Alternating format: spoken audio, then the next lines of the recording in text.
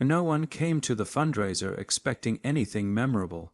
It was one of those ordinary evenings in a small American town, folding chairs lined up on a polished gym floor, a banner taped crookedly to the wall that read Community Hope Night. The air smelled faintly of popcorn and floor cleaner. Parents chatted politely. Teenagers scrolled on their phones. Teachers stood near the back, exhausted but hopeful. This was supposed to be a quick night. A few speeches, a few donations, then home. The laughter started the moment he stepped onto the stage. He emerged from behind the curtain slowly, almost cautiously, as if unsure whether he belonged there at all. He was thin, slightly hunched, wearing worn-out sneakers and a faded brown jacket that had clearly seen decades of work. The kind of jacket people stopped noticing after a while. The kind of man people walked past every day without seeing. Someone near the front chuckled. "Is that the janitor?" Another whispered. A ripple of laughter spread through the crowd.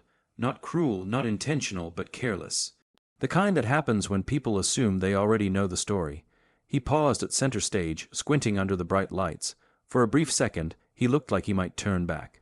His hands trembled as he adjusted the microphone, which screeched loudly, causing another wave of laughs to break out.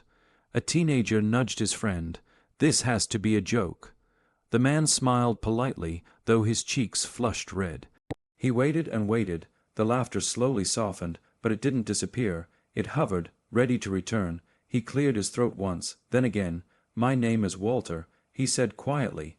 The microphone carried his voice across the gym, but it felt fragile, like it could disappear if someone laughed too hard. I don't usually speak in front of people."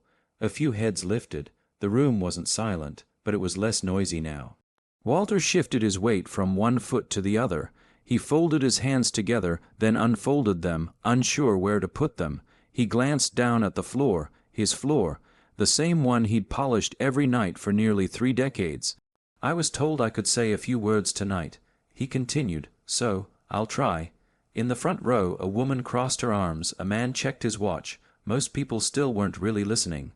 They were waiting for the real program to begin. Walter took a slow breath. "I've been working here for 27 years, he said. "Most nights I come in after the lights are off, when the halls are empty." A few murmurs drifted through the crowd. The laughter was gone now, replaced by mild curiosity. "I clean the classrooms," he went on, "the locker rooms, the cafeteria. I sweep up after basketball games and dances and graduations." He smiled faintly. "I've seen this gym empty, and I've seen it full like tonight." The audience grew quieter, not completely still, but quieter in the way people become when they realize something unexpected is happening. Walter swallowed hard. "I know most of you don't know me," he said gently. "That's okay. I know you, though." That line landed differently. Somewhere in the crowd, a phone lowered. A teenager stopped whispering. "I know which lockers get kicked the hardest," Walter said. "I know which desks students carve their names into when they think no one's watching. I know which classrooms feel heavy, and which ones feel hopeful." His voice cracked slightly. He paused, embarrassed, and laughed softly at himself. "Sorry," he said. "I don't get nervous cleaning floors, just talking." A few people smiled, a few nodded. He continued, slower now. "I've watched generations grow up in this building," he said. "Kids who came in scared on their first day, and walked out confident on their last." Walter looked up for the first time and scanned the room. "Some of you here tonight," he said. "I cleaned your classrooms when you were students." A few parents exchanged glances. "And now," he added, "I clean the classrooms for your kids." The gym felt different now. He hadn't asked for attention, but he had it. Walter took another breath, deeper this time. "I never went to college," he said. "Didn't have the chance. I worked, took whatever job would keep the lights on." He chuckled quietly. "And this place gave me one." He hesitated, then said the words that would change the room forever. "I never had children of my own." There was no laughter now, only stillness. "But every night," he said, voice trembling just enough to be human, "I walked these halls and felt like I was part of something bigger than myself." Walter placed his hand over his heart. "This school," he said, "became my family." You could hear someone sniffle. Someone else shifted uncomfortably, as if realizing they had laughed too soon. Walter nodded, as though gathering courage for what came next. "I didn't come up here to make a speech," he said. "I just wanted to say, I've been listening. I've heard about some students struggling." He reached into the inside pocket of his worn jacket. The room leaned forward, just slightly, and in that moment, before anyone knew what was coming, before tears replaced laughter, one truth settled heavily over the crowd. They had almost missed something extraordinary, because it didn't look impressive at first. Walter's fingers lingered inside the pocket of his jacket, but he didn't pull anything out yet. Instead, he let his hand rest there, as if grounding himself.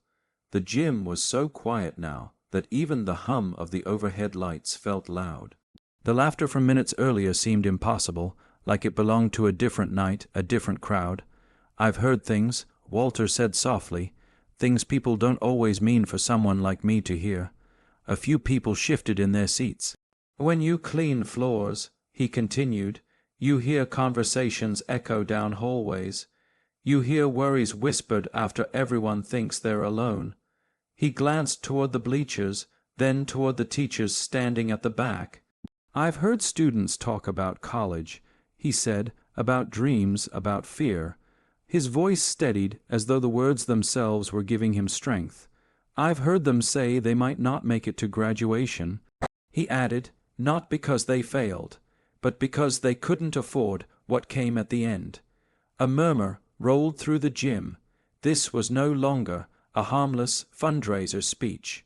This was something else. Walter nodded slowly.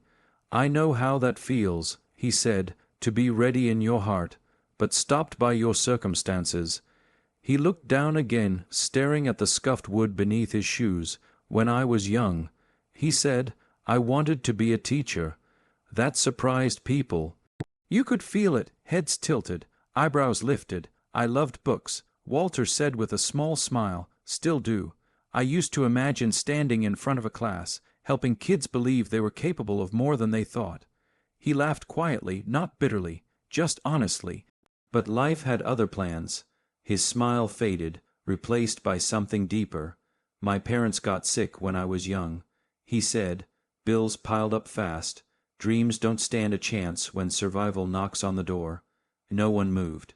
No one spoke. "So I worked," he said simply. "I worked wherever I could. Long hours, late nights." Walter lifted his head, "and eventually I ended up here." He gestured around the gym. "At first, this was just a job," he admitted. "A paycheck, a way to get by." Then his voice softened, but something happened over time. He paused, choosing his words carefully. "I started noticing things," he said. "Little things, like how a nervous student would sit in the same corner of the hallway every morning before class, or how a kid who pretended not to care would stay late, practicing free throws long after everyone else left." Walter smiled. "I started rooting for them," he said, "even though they didn't know it." A few quiet laughs broke through, not mocking this time, but warm, shared. "I'd see report cards left behind," he continued, "college brochures tossed in the trash like they didn't matter." His voice grew heavier. "And sometimes," he said, "I'd hear students crying in the bathroom late at night after events like this. The room held its breath. They'd say things like, 'What's the point?' or 'I'll never afford it anyway.'" Walter shook his head slowly. "That stuck with me," he said, "because hope is fragile, and once it breaks, it's hard to fix." He took a step closer to the edge of the stage. "I never had money," he said, "but I had time, and I had a front row seat to dreams." He looked out at the students now, really looked at them. "I want you to know something," Walter said. "Every night I stayed late. It wasn't just to clean." His voice cracked just barely. "It was to make sure this place was ready for you the next day." Silence pressed in from all sides. "I polished these floors," he said, tapping his foot lightly, "because I believed someone would walk across them toward something better." A teacher wiped her eyes. "I watched graduations from the back," Walter said. "Clapped quietly so I wouldn't be noticed." He smiled at the memory, "and every year I wondered how many dreams didn't make it, Not because they weren't big enough, but because help never came. Walter inhaled deeply. "That's why I'm here tonight," he said. He finally pulled his hand from his jacket pocket, but instead of revealing what was inside, he held it close to his chest. "I didn't come here as an employee," he said. "I came here as someone who believes in you." The words settled like a blanket over the crowd. "I don't need recognition," Walter added quickly. "I don't need applause." He hesitated, then said the truth plainly. "I just couldn't keep listening without doing something." A tear slid down his cheek. He didn't wipe it away. "I don't want another student to feel like their future is out of reach," he said. "Not when they've already come so far." The gym felt impossibly small now, every person connected by the weight of what he was saying. Walter looked down at the envelope in his hand, fingers trembling again. "I know I'm not supposed to be the one standing up here," he said. "I know I look like someone who doesn't belong." He glanced up. "But sometimes," he said, "the people you least expect are the ones who have been watching you the closest." The crowd leaned forward. Walter took one final breath. "And sometimes," he said quietly, "love doesn't announce itself." He held up the envelope slightly, but still didn't open it. "That part," he said, "comes next." Walter stood at the center of the stage, the envelope resting in his hands like it carried more weight than paper ever should. For a long moment he didn't speak. The silence wasn't awkward anymore, it was heavy. The kind of silence that presses against your chest, the kind that forces you to feel instead of distract yourself. Walter finally looked down at the envelope, then back up at the crowd. "I didn't plan to do this in front of so many people," he said quietly. "Truth is, I asked if I could just give this to the office. A few heads turned toward the administrators, but they told me," Walter continued, "that sometimes stories matter as much as solutions." His lips trembled slightly as he nodded. "So here I am." He held the envelope up now, fully visible. "This isn't fancy," he said. "No big sponsors, no company name on it." He paused, swallowing hard. "It's just me." You could hear breathing across the gym. Shallow, careful, as if the entire room was afraid to make a sound that might break the moment. "I started saving years ago," Walter said, "a little from every paycheck." He smiled faintly, didn't smoke, didn't travel, didn't buy much of anything, really. A few people shifted uncomfortably, already sensing where this was going. "I told myself it was for emergencies," he continued, "and I guess this is one." He looked out at the students again. "I know what it's like to stand at the edge of something important," he said, "and feel like money is the only thing pushing you back." Walter's fingers tightened around the envelope. "So when I heard some of you might not graduate," he said, voice cracking, "not because you failed, but because you couldn't afford the fees." He shook his head slowly. That didn't feel right. A tear slipped down his cheek, followed by another. He didn't try to stop them. "I thought about all the nights I stayed late," he said, "all the dreams I swept past with a broom." The image broke something in the room. Walter opened the envelope. The sound of paper sliding free echoed louder than expected. Inside was a check. He didn't hold it up at first. He stared at it, as if still coming to terms with what it represented. "This is everything I have," he said.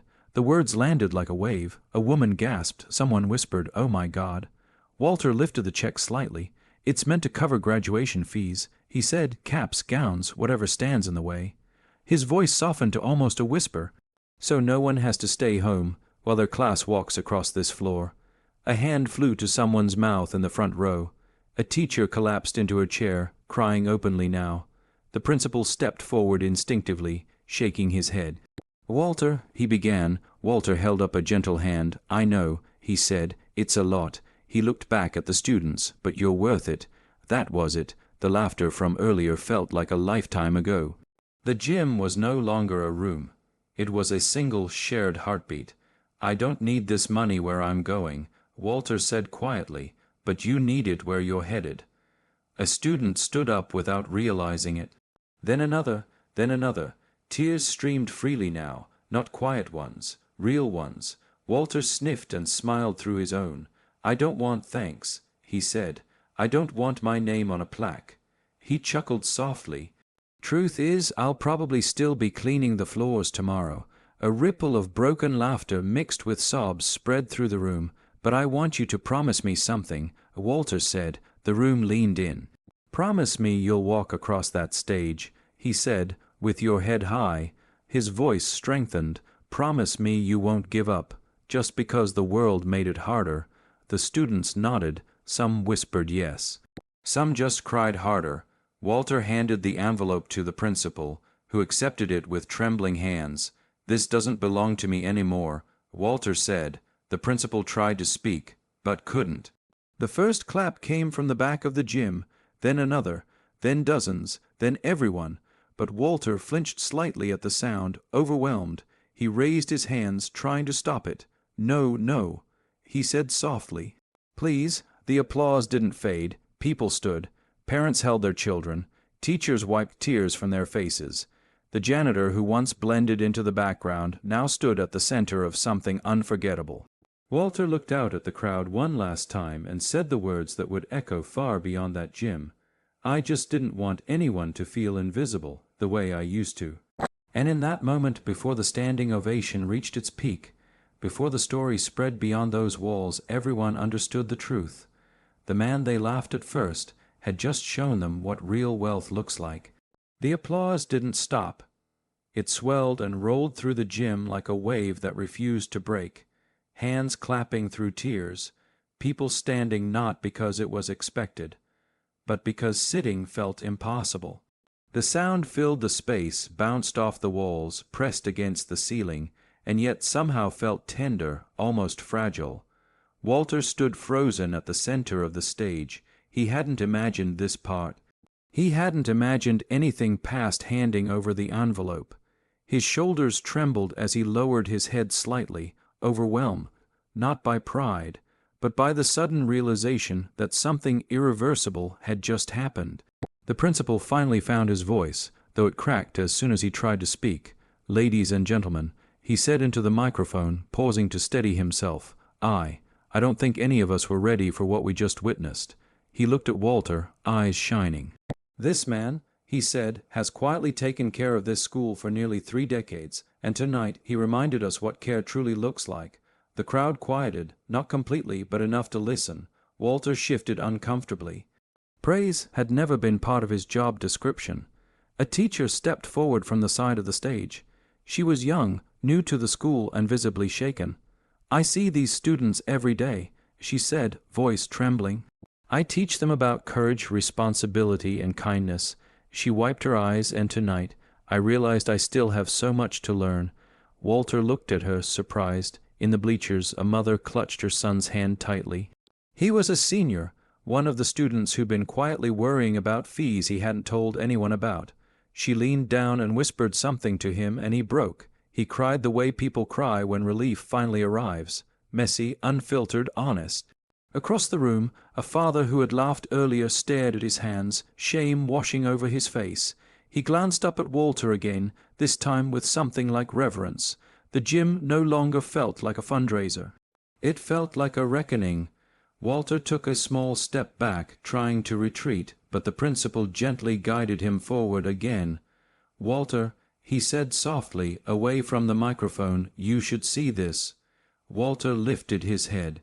Students were lining up, not formally, not organized, but instinctively. One by one, they stood near the front of the stage. Some hugged each other. Some wiped their faces. Some simply stood there, breathing, as if afraid this moment might disappear if they moved too fast. A girl stepped forward first. She was small, barely 5 feet tall, her cap tucked under her arm, though graduation was still weeks away. "I didn't think I'd be here tonight," she said into the microphone, voice shaking. "I almost didn't come." She glanced at Walter. "I was embarrassed," she admitted. "I didn't want anyone to know I was struggling." She swallowed. "But you knew." Walter's eyes filled again. A boy followed her. "My dad lost his job last year," he said. "I was ready to tell my counselor I wouldn't walk." He shook his head. "But now I will." Each word felt like a stitch, pulling the room back together in a new shape. Walter pressed his lips together, trying to stay composed. "I didn't do this alone," he said quietly when handed the microphone again. "I just did what anyone would do, if they were paying attention." But everyone knew that wasn't true. Because many had been paying attention, and still looked away, a woman in the back raised her hand. "I'd like to donate," she said loudly, "right now." Another voice followed, "So would I." Then another. The fundraiser transformed instantly, not because of a call to action, but because hearts had been unlocked. Checks came out. Phones lit up with donation apps. People whispered numbers to volunteers, numbers larger than they had planned to give when they walked in. Not out of guilt, but inspiration, Walter watched it all unfold with quiet disbelief. He hadn't come to change the room, but the room was changing anyway. A teacher approached him and said softly, "You don't know how many students you just saved." Walter shook his head. "No," he said gently, "they saved themselves. I just held the door." The crowd began to thin slowly after that, people lingering longer than they meant to, hugging strangers, speaking more softly than usual. Parents walked out holding their children's hands a little tighter. Students walked taller, and Walter sat alone for a moment on the edge of the stage after most people had left. The gym looked different now.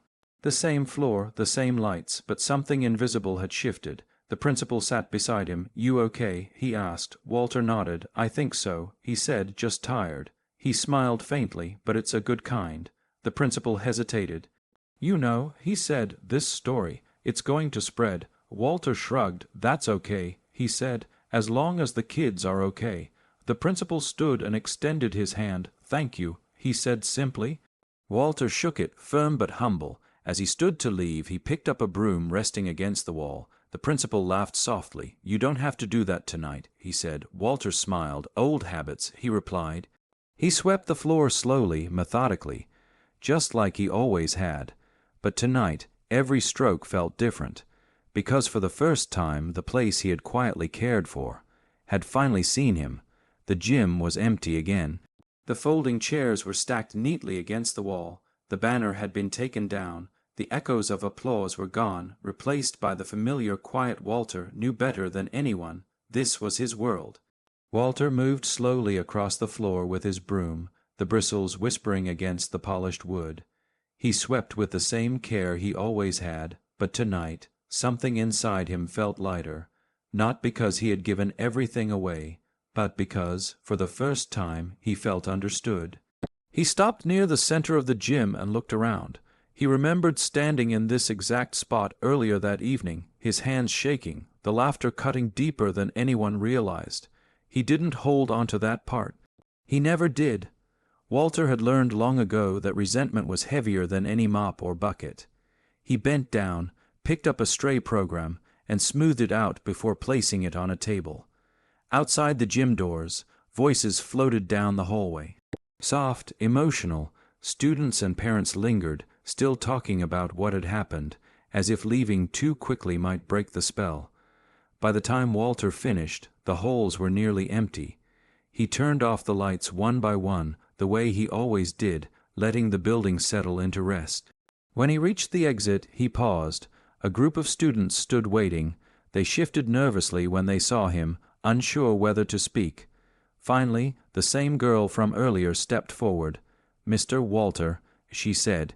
He smiled. "Yes, ma'am." She laughed softly through tears. "We just wanted to say thank you." Another student added, "You didn't have to do what you did." Walter nodded. "I know," he said gently. "That's what makes it matter." A boy said quietly. Walter swallowed, deeply moved.